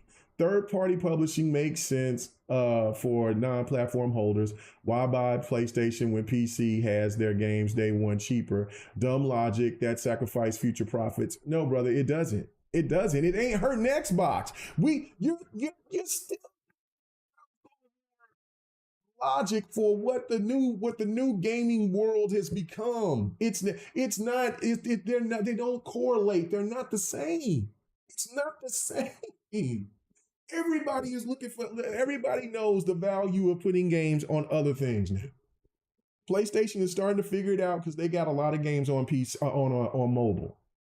Xbox is going to make more money because they're going to eventually start putting these games out on mobile. They got only just a few games on mobile. Xbox is going to benefit more when these games start going to PlayStation and Nintendo. Yeah, we as console gamers might not like it, but if it means that we still can keep the games that we love and the franchises that we enjoy and get special treats like we did at the Xbox Direct of getting Ninja Gaiden 4 and then having the benefit of that coming over to let's just say that, for instance, Sony is doing really well with this new, putting games on PC day one, and they're putting a couple of games here on Nintendo, on Xbox, things like that. And then all of a sudden they decide to bring back a classic that you love. Like, oh, we got enough money to where we could bring you Siphon Filter or whatever that PlayStation game that you love, that you wish that would come back. A Killzone. We're gonna put Horizon on a hiatus, and now we're gonna work on Killzone. Or come on, man, what are we doing here? Like, I mean, it's like, it took me a minute to get over it, and I'm not fully over it, but I understand the plan of what they're doing. This thing of where, and this is where the switch turned on for me when people kept saying that it's devaluing the Xbox, and I'm over here playing a game, and it kept, is my Xbox the value? Nah, bro. I'm enjoying the hell out of my gaming experience playing on my Xbox right now. And I'm like, what? What are you talking about? And that's when it started to really hit me. It was around November. I was playing Metaphor, and I'm like, I'm enjoying my experience playing Metaphor on my Xbox. And then if I wanted to, I could download it on my PC, and I could play Metaphor on my PC too. But I'm cool because, graphically it ain't going to look too much better on PC than it is, what I'm saying? Like, I mean, it's running fantastic on my Xbox, on my Series X. So I'm like, yo, and I'm like, nah, my Xbox is very, yeah. And then at this point, the Doom, the Diablo, which I need to play that. I bought that. I ain't even play that. I ain't even booted that up yet. And then Call of Duty. And I'm like, bro, how are my experiences being tainted? And then I went back and started playing more of the DLC from Starfield, and I'm like, hold up, no, man, and I'm playing that on my PC, and I'm like, wait a minute, nah, bruh, I'm having a real good time with my Xbox experience. Xbox is not devalued whatsoever, so that's kind of like where the PlayStation community is going to have to start getting to that point, right? And it's like what Curie said, what I'm saying, where she made a great point about that. It's like it's these platforms. It's not going to be it's not going to be a console war anymore. It's going to be the ecosystem wars or the publisher wars. How well is PlayStation doing on this over Xbox, or how well Xbox is doing over this with PlayStation? Like, there's always still going to be people talking about what's better over on one side or the other. But really what we trying to want to get to, what I said yesterday, was that we need to get back to the point of talking about games themselves and what is involved with those games and how good are those games and so forth and so forth. And if we're all playing these games together, now we can pinpoint on what's this and that and the third. We'll still have people that will bitch and complain about this, that, but we got to get back to the games. Because there's been some trashy ass games that's been out there that gets passed over, and that game might outsell an Xbox game or whatever, and then that's getting bragged about more than the game is not being. It doesn't run well, or doesn't play well, or this, that, and the third. No, that part of it is where I'm not going to miss the console war. So yeah, I just what I'm saying, like, it does not sacrifice future profit. That's the thing that I was explaining to Mooch on GRG, is that so you bring these games out, right? You bring these games out, and you put these games out a year or two later, or whatever. Like, it was 5 years later before they made this move, right? For those games like that, like Spider-Man and all that, right? And that game is $50. Okay, it's $50. They do it day one, it's $20. That's the thing right here. Like, see, that's what I'm saying. That's what I'm afraid of with the Spider-Man game. If they try to play something silly by trying to be greedy and try to ask for $70 for this game, it's not going to get a good rating. I mean, just think about what they did with Helldivers 2. Helldivers 2 was looked at as a game that had the potential to be a Game of the Year title. But because Sony got greedy and wanted to lock gamers who paid for that game out because of the PSN thing, and then also wanted to take gamers trying to so they can make their investors look good because the game is selling well on PC, not so much on PlayStation. The reviews dropped like a rock. And then so much so that the studio was like, please, people, please stop doing this to our game. Could you please stop doing this? And Sony had to try to change some things. If Sony does this with this Spider-Man game, it's not going to go well for them by trying to charge $70 for that game. It's not going to go well for them for that. It won't. They'll get bad reviews. And it's Sony, and you know how Sony and them are about reviews and shit like that, but they got no power over there at PC. They got the power with the media, gaming media, but they ain't got no power over there at PC. They'll rip some shit up in a shred, in a heartbeat, if something ain't up to their standard. And that's something that I think that Xbox gamers have to get better at. In my opinion, PlayStation gamers and Nintendo gamers, I don't know about y'all. But console gamers all across the board has to get better about it, honestly. Selling it at $70, there's no excuse then. Like, listen, this game is coming out right now and you get benefits, right? Like, so if you sign up to PSN, you get double benefits. See how this works? If you sign up to PSN, you get double benefits because you get extra skins, extra this, that, so forth, and whatever. And you're also getting the definitive edition because if you got a high-end PC, you get all the bells and whistles. So you're winning, PC gamer. All you got to do is pay this $70. While PlayStation gamers, if they decide that they don't like the fact that PC gamers is doing well, doing better, have the better definitive edition, then that might promote more PlayStation gamers to go buy a PlayStation Pro. See, we ain't hearing too much about that PlayStation Pro selling off the shelves, are we? No, we're not. Because PlayStation gamers are content. But if you start sitting here trying to, sell that game day one, then that's more profit for them because that game is being sold at retail value of how much it's supposed to be. You might get a little perk here and there on, CD keys or something like that, where it's maybe $5 to $10 less. It ain't gonna kill Sony, right? And then you're gonna show your huge numbers. You can start bragging about numbers again, and boom, there you go. It's so much more profit that they can get off of. Which one is you think that Sony's making more money off of? Selling the game for less because they brought it later, or making $20, $30 more extra? Because then they could do that. They could sell the ultimate editions for, $100 or $80 or however much the PlayStation, the Spider-Man 2 deluxe version was. I have no idea how much it was. But that's what I'm saying. Like, you do day and date, you can do that stuff. And PC gamers are, if they like that game enough, they'll buy it. But if they try to do something stupid and greedy, PC gamers ain't gonna like it. So it's just that simple. So yeah, no, they're losing money in the long run because if they do this, like I said, if they sit there and try to put Spider-Man 2 out there for $70, watch things get nasty real quick. So I hope to God they won't. I really don't.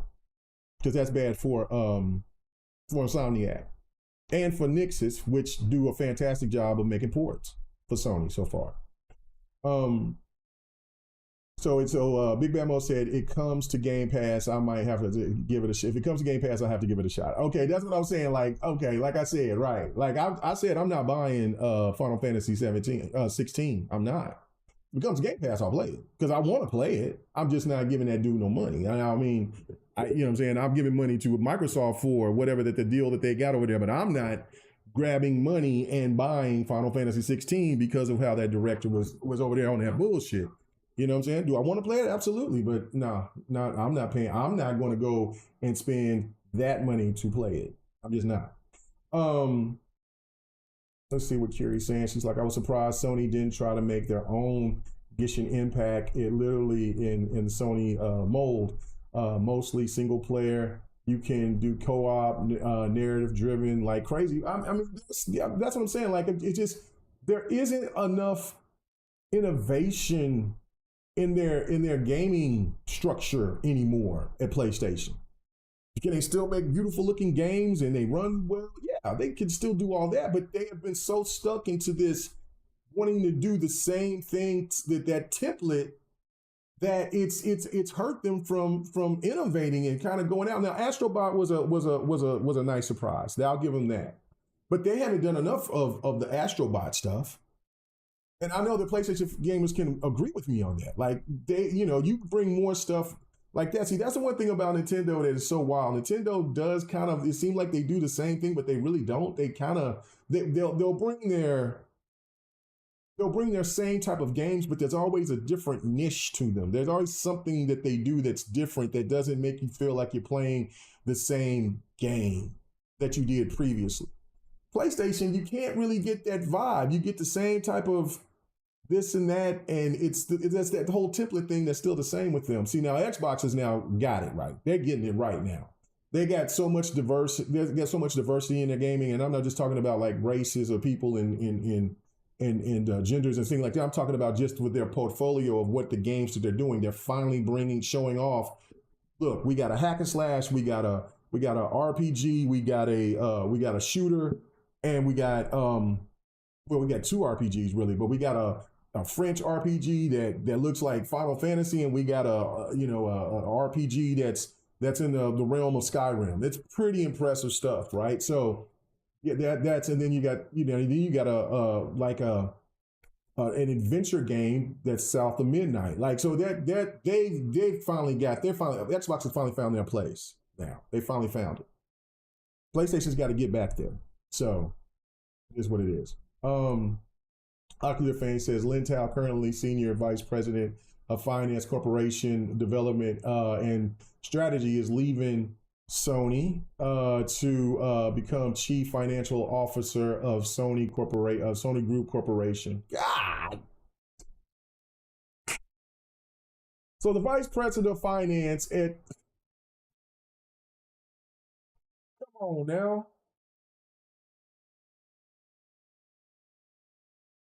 That man, Sony going through it, brother. Sony's going through it. As Sony's going through it.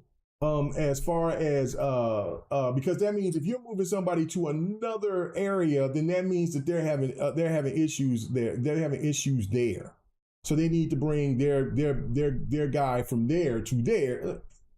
What the hell is happening at Sony? I do not know right now. Sony was saying from Back from the Dead. What's up, brother? He said, as far as single player games that live on way past their date with the mod community, right? That's another thing too. Like it was something that Xbox said that they were going to start doing. Maybe hopefully they can start doing this with the new, maybe because they didn't have the tech to do it with the Series S and X, but that was something that they was alluding to, especially with now they're doing it with Starfield. And they do it with Skyrim, but yeah, I want more mods to be available for console players. I mean, of course, you know that you can't have naked chicks running around, but if you do, I think that, you know what I'm saying, like, you should be able to get them, but you just can't stream it or nothing like that. You know, you get doxxed or whatever. But if there's a way to open that up to where you can do that does bring longevity to those type of games. Like if you can sit there and, like, for people that do that weird shit to where they want to, they're adding mods to what's the Harry Potter game, Hogwarts Legacy, right? The first thing they did, they showed that redhead that with the pigtails, that the professor. And they're about to put in work on her. I already seen that she looked like she's topless and she got her lips bigger, and they're gonna go to town. And then that's why I was saying, like, with Final Fantasy Rebirth, Tifa is in trouble, Jack. Tifa and Tifa's in trouble. So it is what. And then when Scarlet when Stellar Blade drops on PC, Lord have mercy, what these freakazoids is going to do to Eve, it is not going to be pleasant. It is not going to be pleasant. But you know what? I will look and see what the mods are, because they really make some really cool mods. Like there's some really dope ass mods like that. That one I need to. That's why I need to get more storage, so I can add the Skyrim like the Ultima mod that it redid the whole look of the game. It plays different and everything. Looks great. Looks great. I showed a little clip of it. I had it downloaded, but then it took like 400 gigs of space though. So I was like, oh man. And so at the time, you know, me recording gameplay and things like that, I was running out of space. So, but now since I'm not recording as much gameplay as I used to, I could probably try to bring it back, but I'd still need to get me one more thing of space, like another 4 terabyte of space, and then I think 4 to 8 terabyte of space, and then I think I'll be solid then, and I'll have to worry about it after that. But yeah, then I would add it back again. But see, yeah, the modded community, that's the one thing that console gamers would benefit, especially with fighting games. Oh my God, the modding community, what they do with fighting games is absolutely fantastic. And Street Fighter V, that was what I kept enjoying the most, was going back to Street Fighter V and playing, was because the modded community was just, and Street Fighter also implemented a hell of a lot of costumes, which was really great, but the modded community was killing it. And then just like with Dead or Alive and stuff like that. So yeah, but the modded community, you're absolutely right. That does help old games flourish. It does. It does. It does so much well. And also, like when we talk about with crossplay, how that's beneficial. You know, it's I know that they said with Sparking Zero that they were going to eventually start making that game to where it's crossplay. I think that's what hurt Mortal Kombat 1. They took too long on wanting to do the crossplay aspect. I think they wanted to try to generate as much money from each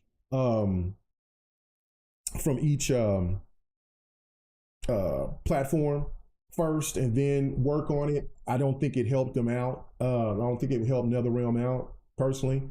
Crossplay should be implemented to every game day one. You know, if you're going to wait, it shouldn't be no longer than a month. But yeah, the modded community is fantastic.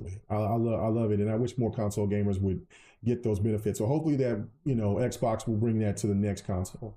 So many people from last gen to this gen are gone at Sony. No, that's what I was saying. Like they're gone. They're out of here.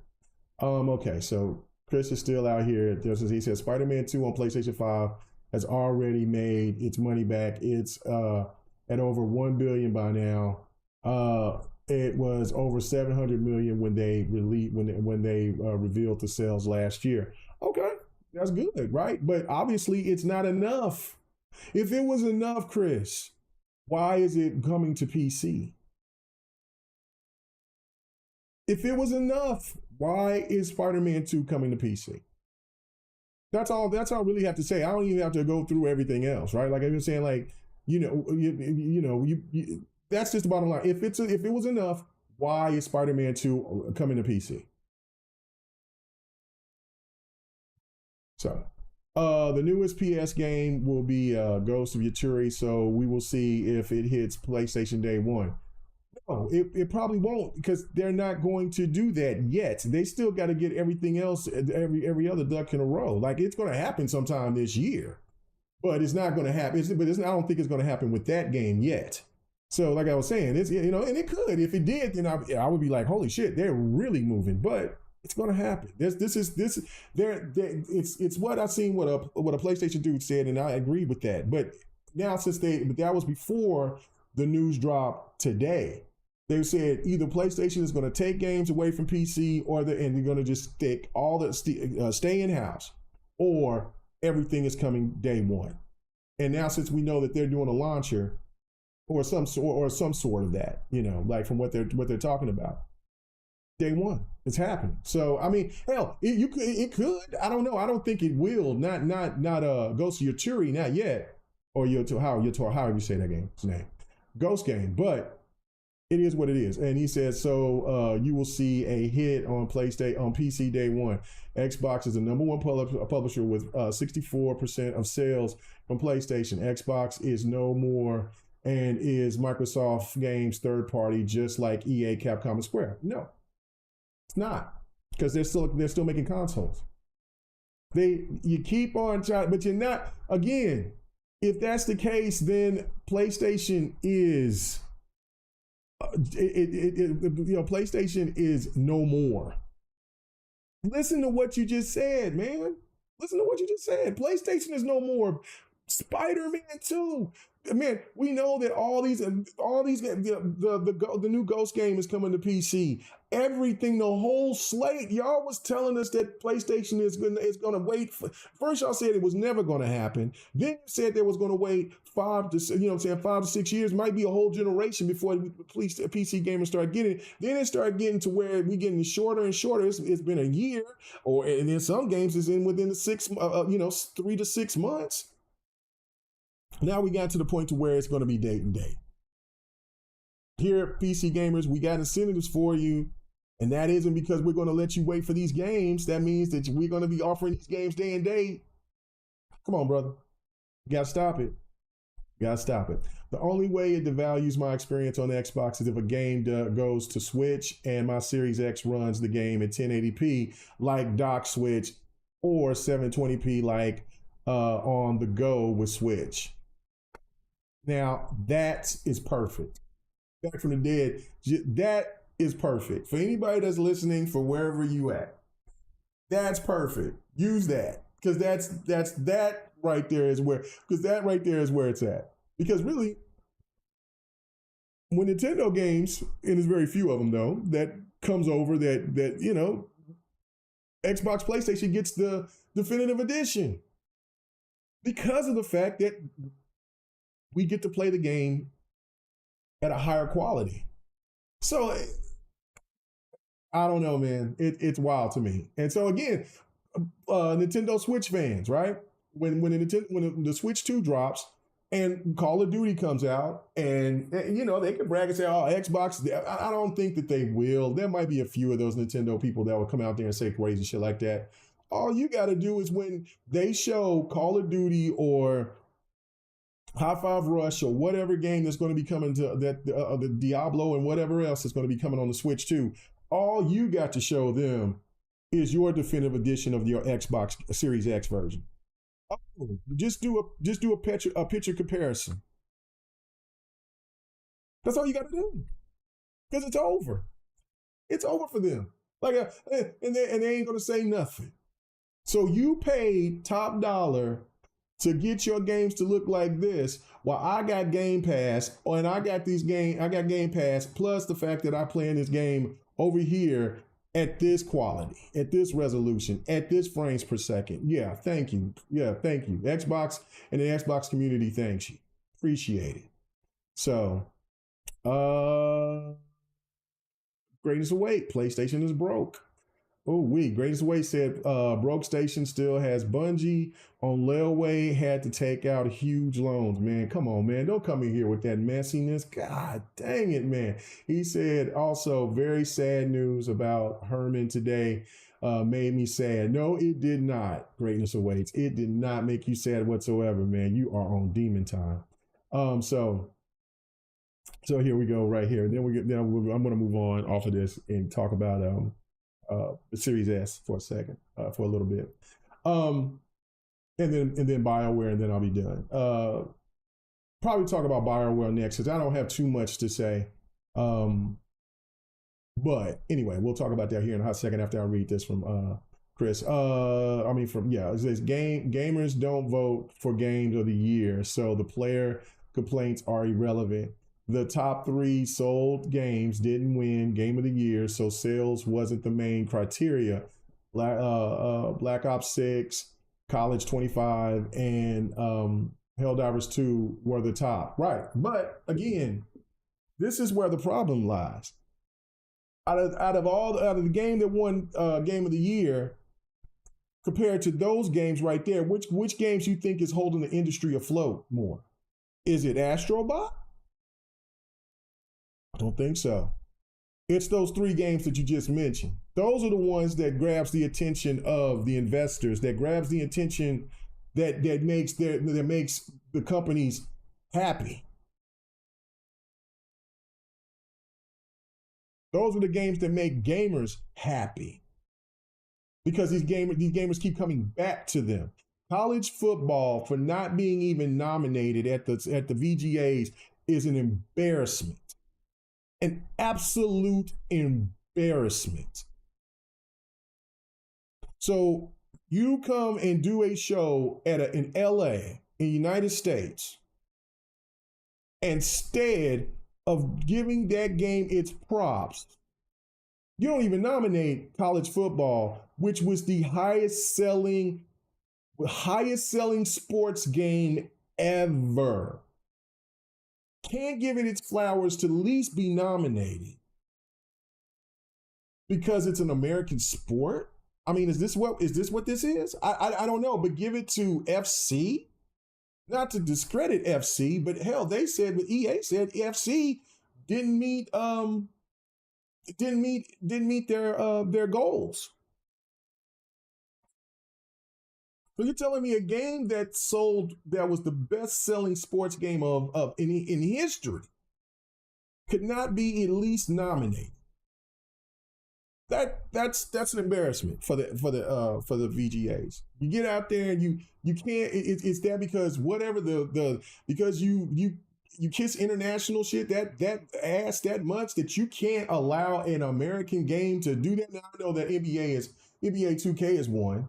Right, but you know what I'm saying, but this whole feeling of just throwing sports and racers together as though those games are not quality and not pump blood into the gaming industry itself is an embarrassment. You'll throw this game that sold what, 2 million copies, less than 2 million copies, and not to discredit the game. The game is great. Astrobot is great, but you mean to tell me that you can't acknowledge the big games that is done very, very well? I mean, hell, Call of Duty got at least nominated. Helldivers 2 at least got nominated. College football couldn't get nominated. Why? So I don't know, man. It's garbage. So yeah, the gamers do make the decision. The gamers do vote. The VGAs is irrelevant. These stuffy people that sit there and tell you what is great and what isn't. Gamers dictate how the market flows. The media wants to try to make you feel like you should buy this game and get this game, but really at the end of the day, it comes to what the gamer enjoys. And if the gamer enjoy those three games more than the games that wins game of the year, then that tells you something. They aren't aligned with the gamers enough. And I'm not against smaller titles or unique different games winning. I'm all for games, smaller different games to be presented and loved and all that. I'm not tripping about that. What I'm tripping about though is that they're not consistent, because a game like Psychonauts 2 should have been able to be at least nominated for Game of the Year. It didn't sell that well, but it did. But it was the same type of scenario with Astrobot. It was an outstanding title that should have got more flowers than what it did. But Astrobot did, and we all know because of how Keeley moves. So it is like I said, the VGAs has turned more into an embarrassment. It's cool to watch for the love of gaming, but when it comes to who wins and who doesn't, I don't even give a shit anymore. It's not even on some of those games that win are not even on, I'm like, what? Come on, man. So I don't care. Oh my God, here we go. Here comes these number talks. At their quarter results today, we are definitely getting the whole slates. Minus 7% in gaming revenue, which includes the number one popular selling game, the popular selling game that bought COD plus minus 29% Xbox hardware decline on top. What does that have to do with Xbox still being the number one publisher and making billions of dollars? So you just answered a lot of questions right there, Chris. You just answered a lot of questions. You just said so does hardware really matter at the end of the day? If you're the number one publisher and you're making money hand over fist, but yet the Xbox itself is not selling at the rate that it was with its previous generation, what is that telling you? What does that tell you? Consoles are just an end to a mean.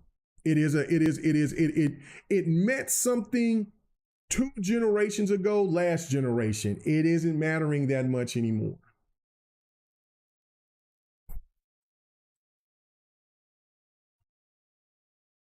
So, I'm glad you answered that question.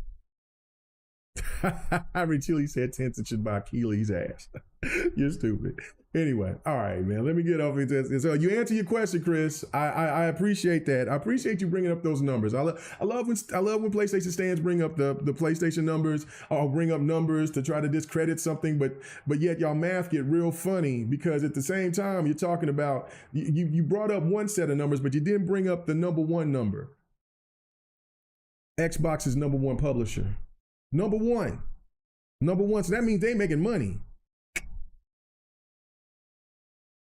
Trojan horse. Us Xbox gamers, thank you, PlayStation Nation. Thank you, PC Nation. Thank you so much. Anyway, let's talk about BioWare for a second. This whole thing with BioWare is pretty crazy. It is like you've heard me talk and brag about how I enjoyed Dragon Age Veilguard a lot. It's a really good game. I think that it got harsh treatment from those weird incel, whatever the hell that they want to call themselves, pretty much racists, sexists, homophobes. But EA itself, EA is so hit and miss with what they do. Like, I mean, okay, so like a game like the Avium game. I can't think of the first part of the game. Avium, Mortal Avium, some whatever. That game is a good quality game. It got advertised properly, but then what hurt it was the pushback. It had the perfect time to come out, and listen, I don't mind delays because delays help quality game. And when you play, and when you know what I'm saying, play the game, I streamed it. It caught a lot of people's attention of how good it was. But again, it came out during a time where there was just a avalanche of just heat, right? Like that's the thing too, is that like certain games can kind of maneuver and work. Like Warhammer, it worked by being in that space with NBA 2K, Madden, and Starfield and other games. It worked. Now it you know what I'm saying, it worked.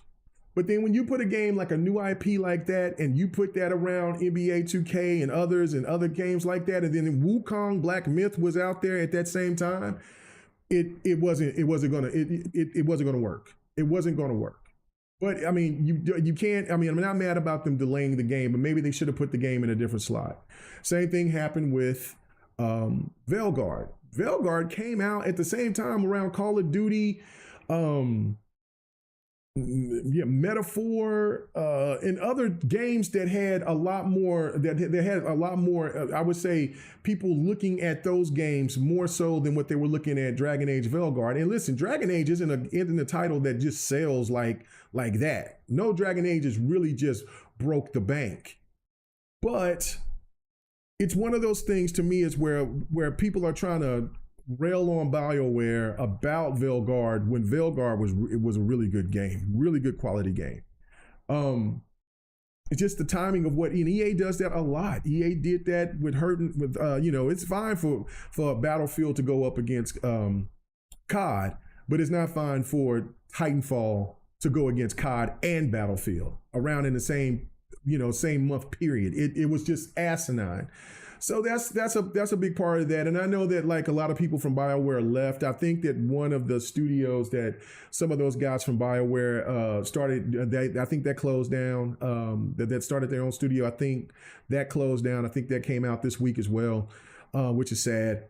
And And then the whole structure of what they were doing out there at EA that always is changing something, and a lot of developers didn't like the way that they did stuff, and it all kind of started to stem with BioWare with what happened with Anthem, which I love Anthem. The DLC was just atrocious. I don't know what the hell what they were trying to do with that, and then that's more bad management on not reading the temperature in the room on what to provide for the gamers, because when people were playing Anthem was getting a lot of love, a lot of attention. Then just kind of messed around and just, I don't know. But BioWare right now, they're going to be kind of separated in different group. Like developers are going to be separated in different things. A lot of them are going to be focused on Mass Effect, which that is a huge one for them. If Mass Effect doesn't do well, then BioWare is cooked. I have the utmost, but see, again, this is what we got to deal with though, with the way that the internet works. If this game has any resemblance of anybody that doesn't look like something that some of these freakazoids want, they're going after Doom now. I'm glad that more and more people are starting to see that these people are more fools than they are logical or make any sense. But by the time that they do introduce Mass Effect, and then they show that first person that doesn't look like what they want, they're gonna rail against it. And then it's the EA taint that seems to never leave. For some reason, people, they hate EA, but then yet, I don't know. It's so weird. I don't know. So we'll see. A lot of the reasons why I never bought Andromeda day one was because of the hate that Andromeda got. And then when I finally bought it, when it was on sale, when it was really cheap, I bought it years later, and I'm like, damn, Andromeda is good. What's wrong about this game? So that's what I'm saying. Like, EA gets a lot of that, and the whole situation with BioWare it's sticky, but I mean, I don't know, man. We know that Mass Effect is that one. It has to be damn near flawless. And like I said, as great as Dragon Age Veilguard is, and this is what will happen with Veilguard. It's the same thing that's happened with a game like Guardians of the Galaxy, stuff like that. People kind of overlook it, and then when they go back and they play it, they're like, damn, this game is good. That's the same thing with Veilguard. So it's pretty weird, but yeah, Immortals of Avium. Thank you so much, Ocular. And like Immortals of Avium, even though I know that wasn't the BioWare title, but that was still, that was one of them smaller development studios that EA was help funding, and then the game didn't hit its potential or the numbers that they were looking for, and then now that studio is closed, and that's unfortunate because Immortals of Avium was a really good game. I definitely recommend it to anybody who has not got a chance to play it. Hell, it was cheap. I think it was like $5, or it was $8 for the Ultimate Edition, or the Deluxe Edition or whatever. Hell, was it last year or something like that? And it's always on sale. So, but yeah, I would definitely recommend playing Immortals of Avium. I don't know, man. Like, it's like what I was saying about with PlayStation. When you lose highly credited people, it's one of those things where it's a shift, and then when other people have to take over, even though they've worked with the highly credited people, they're still not the same, and they're putting their style behind it. And then when you got like the bosses on your back, and then they want to stress something like this and that, which has also put Battlefield in a bad situation as well. Like, I'm looking at Battlefield really carefully going forward, because of bad management from top brass, wanting when they see something that they like, because it might bring them more money instead of bringing a proper quality game to the public. They're only thinking about dollar signs. It's a bad recipe. So I don't know. Like I said, I'm not going to be too long on the BioWare thing. I just think that it's wait and see. Mass Effect, I'm looking forward to it. I don't know. So, what does this mean for Dragon Age? Like, I've seen some people say that Dragon Age is dead. I don't think that at all. Like I said, Dragon Age sold what? 3 million three somewhere around 3.5, somewhere around there.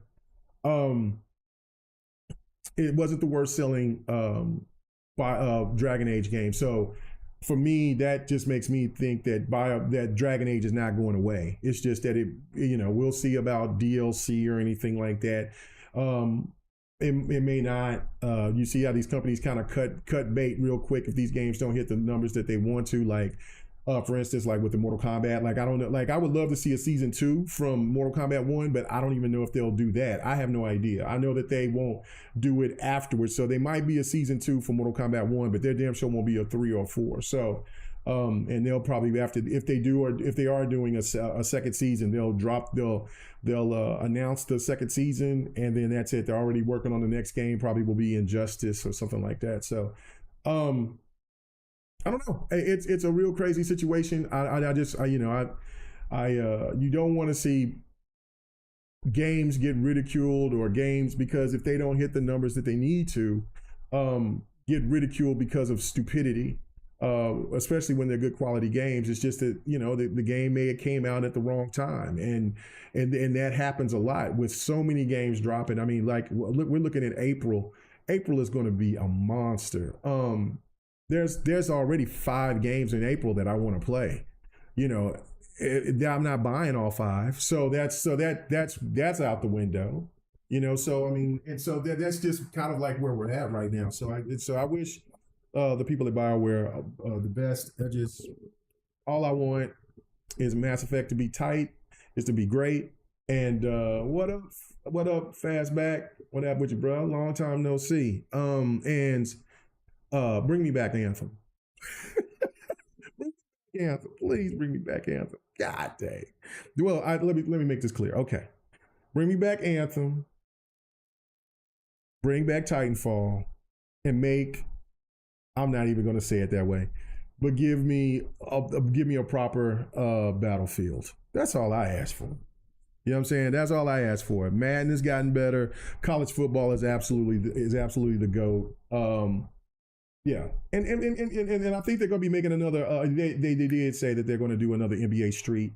It looked all cartoony and shit. Yeah, I don't know. Hopefully it'll look better than what they showed the first trailer of. But I'm glad that they'll be doing an NBA Street, or bring back NBA Live to give NBA 2K some competition, so we can get back to that again. Oh, and then also one more thing. Yeah, make sure that we get some SSX of some kind. Yeah, and then I'm good. That's all I need. That's all I need from you, EA. That's all I need from you. So yeah, that's pretty crazy. All right, so let me talk about the Series X right fast. I posted something yesterday or the day before yesterday. It was and it's gained it got a lot of attention. But I think that we don't talk about the Series S enough. I think that the Series S gets too much ridicule because of the fact of a handful of games that get delayed. I mean, we still don't have Wukong yet, and it's because of the Series S. The whole situation with Baldur's Gate 3. There was the one game, the one indie game, but that's already on there. That kind of worked itself out pretty quick. That had a problem last year, and that came out, and which nobody talks about it anymore. Unfortunately, looked like it was a Souls-like, kind of looked like the one game that had Pinocchio in it, the kind of Souls-like game. I don't know why I can't think of game's name right now, just because I'm old as hell.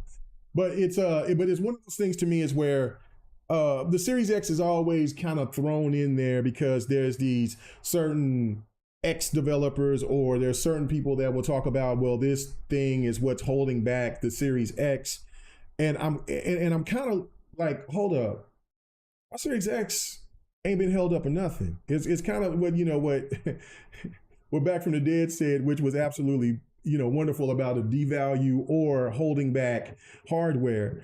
The Series X is, and I said this statement, and of course I knew that I was going to get pushback from certain people because they just they're weird like that. But I did go through and read quite a few of people who was making legitimate points about the Series X. And so what I said was that the Series S is going to be regarded as one of the best affordable consoles ever. And I stand on that. It is. Like, for the value that you get for the series from the Series S is unmatched. There's nothing like it. Nothing. And I think somebody in the chat, I think they brought up and saying that it would help out for the Series S is because there won't be another Series S or another kind of thing like that. What it's going to turn into is what this handheld is going to be. So, and that's what somebody was alluding to in the chat, was saying that the Series S is pretty much is going to help the development of this handheld that Xbox is going to be working on. And if it's got a situation that can be docked or hooked up to the new Xbox in some way or form, there ain't going to be no reason for anything to be held back or any developer to start saying, well, I can't optimize this game, this, that, and the third, because it could be connected to that Xbox, and that's fine, right? So that will be beautiful, right? So, but the Series S, for what it is absolutely an amazing piece of hardware. Like like every time that I play on it, and I don't play on it that often because it's in the front room, and I mean I'm in here in my game room, but every time that I play on it, I get fascinated, because especially when the homeboys come over and they want to play Madden or something like that, or play fighting game or whatever, and I'm like, damn, man, this thing is playing like, man, this little beast is, man, and then sometimes I kind of forget. It's certain games that I've played on it that I'm like, oh yeah, I could tell the difference between, of course, my Series X and my Series S. But then there's times that I don't get especially when I got a game that's running at 120 frames per second from the Series S, and that's again right there. So like Kev brought up about, he thinks that it's the Switch that is, and the Switch is a marvel. I think the Switch is a fabulous device. But name me a Switch game that is pushing 120 frames, can give you games at upscaled 4K, give you games at 4K, give you games at 60. Most games that the S plays are at 60 frames per second, and at the price that it is. And so he was talking to me about the price, and I kind of forgot about, like, the original Switch was $300, but I was thinking about the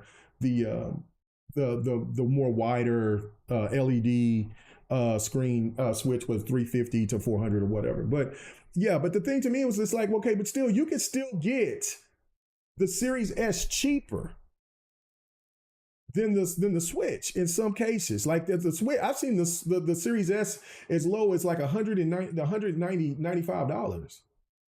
I think at one time, I think it was as low as $150. And there was I think was it this past, or was it the year before last, that like there was people that was finding it, and it sold out like crazy. It was like $150, $175 or something like that, right? Like, you cannot find anything in the market that is as powerful as the Series S, and at that price, nothing. Like, there was some people that was trying to bring up the NES, the Super NES, and there was even somebody that brought up the GameCube. The GameCube was that was the reason why the GameCube failed, is because it was so expensive. So I thought that was kind of a, just a throw out there, come talk to me so I can get engagement type thing. But I don't understand why people would even try to not be like, you could talk about Xbox all you want to, about games, things like that, but the S isn't the problem. And it's one thing that the one person I did keep going back and forth with was this guy that kept saying, well, there's a lot of devs that said that that it hurts the Series X because it's a problem to work for. No, it's not. It's the devs themselves. See, the devs is usually busy and don't want to work on it, or don't know how to work on it. And that's not the hardware's problem. And this is the point that I made, the scenario I made for him. I said, if you buy a car that's a stick shift and you don't know how to drive a stick shift, is it the car's fault that you don't know how to drive a stick shift? And so then, like, there was somebody that tried to make a scenario by saying, oh, well, if you have it was such a weird point that he made that didn't make any sense. And I'm like, oh yeah, because it was something about enhancements and stuff like that. And I'm like, the Series S gets no enhancements. It didn't have to go in and be redesigned to fit the needs of the developer. They just call in Xbox people to help them develop the game. And listen, the people at the people at Game Science, they're not the best they're not the best at optimization, because I mean all you got to do is look and see how they optimize for the PlayStation 5, how they optimize for the PC. Hey, if they got a problem of trying to optimize something for a device that is not as powerful as the Series X, then they're going to have a problem dealing with that. But that has nothing to do with the hardware itself. The hardware is the hardware. It is the developer themselves that is having the problem with it. The hardware is not being enhanced or being taken and being fixed for something. It is just the developer just got to figure it out. So that's why it's like that didn't make any sense at all. So that's why I say like it is. Let me read that from it says we got a better chance of getting a new DA before those titles. Well, no, a new DOA is coming. No more Omar. Yeah, so there it's going to be a remake. That's that they've been working on. So I will be I don't know how far along they are, but that was when they were asking, was there any more DLC coming for DOA 6? And they said, no, there's no more. And then, about 2 years later, they was asking, they were asking if there's anything about that. And then they speculated, yeah, we're in talks right now about the DOA. And then Maximilian brought up the stuff about DOA remake and stuff like that. So, and then there was other channels that I follow, or, other pathways I go and look and see when there's fighting games that's on the horizon that I'm interested in. Yeah, so they're working on it. We just gotta get an announcement yet. So hey, so yes, you're right. DOA will come out before those games, but I still hold out hope for another Anthem. Okay, anyway. Let me read this from Oculus. It said the people talking about the Series S should look at the PlayStation 5 and the PlayStation 5 Pro. Where is the power of the PS5 Pro? 16.7 teraflops of nothing. Every game has ran worse on the PlayStation Pro than the base PlayStation 5. That is true. And what's the problem? Is it the Pro, or is it the devs? Maybe it could be the Pro on that. I don't, because of the parts that's in it. But again, something that costs that much money, $700. You got something that has, and this is what's really wild. You got a PlayStation 5 that costs anywhere from $500 to $550. I mean, I know that there was this past November, it was $350. Still more expensive than the Series S, and the Series S on occasion, not all the time, on occasion has outperformed the PlayStation 5. Come on now. Come on. Look, I mean, the Series S does not deserve the hate that it does. I mean, it is really pretty damn incredible. So let's say, for instance, for me, right? If I'm a PC guy, and I'm like, I'm going to buy me an Xbox. And again, some people will say, well, what's the point again when you get all the Xbox? But no, it's just the whole fact that there's still a whole bunch of Xbox games that aren't on PC. That I might want to get on it. Well, I should say a lot, but there's some games over there on PC, on Xbox, that aren't on PC. And so if I want to get an Xbox, and I get a Series S, and if I like the Series X and the Series S enough, I would move up, because if I'm this and that and the third. But you can't go wrong of spending that for I mean, it's such an affordable product. So again, like when these PlayStation people that do usually buy an Xbox or whatever, they most of them probably bought a Series S.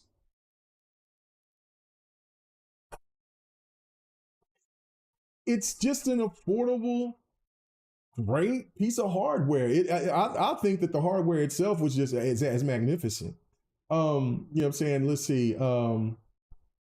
Ocular Fan, he says every game tested on the PlayStation 5 Pro, Jedi Survivor, had severe image quality problems. Silent Hill 2, yes. Remake PSSR problems, Dragon's Dogma 2, PSSR problems.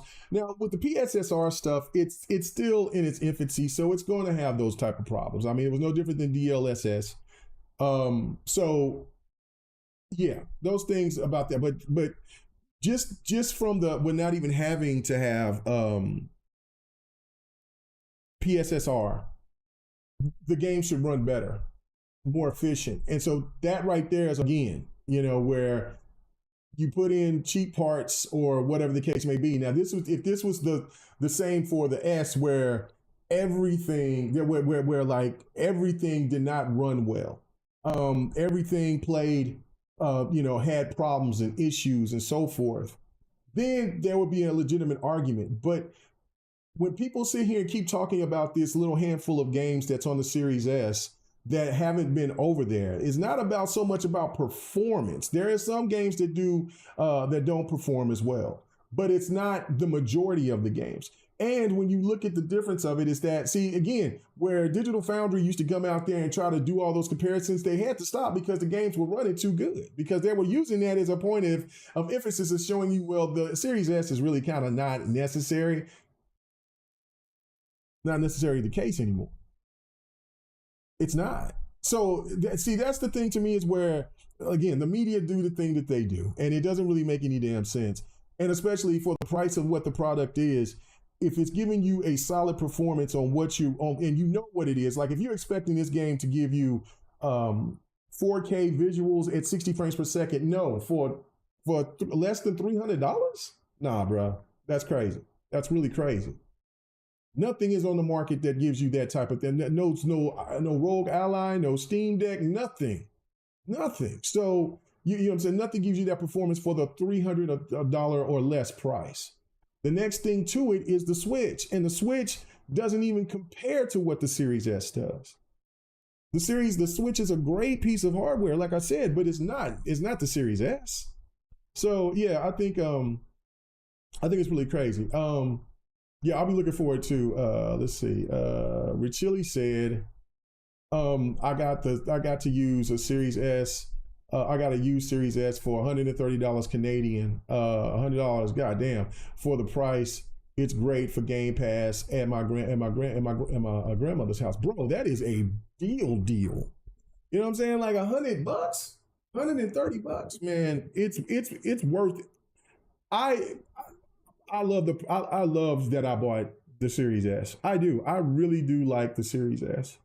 I really do like. I think it's a fantastic, proper console for the price that it is. It is a great price.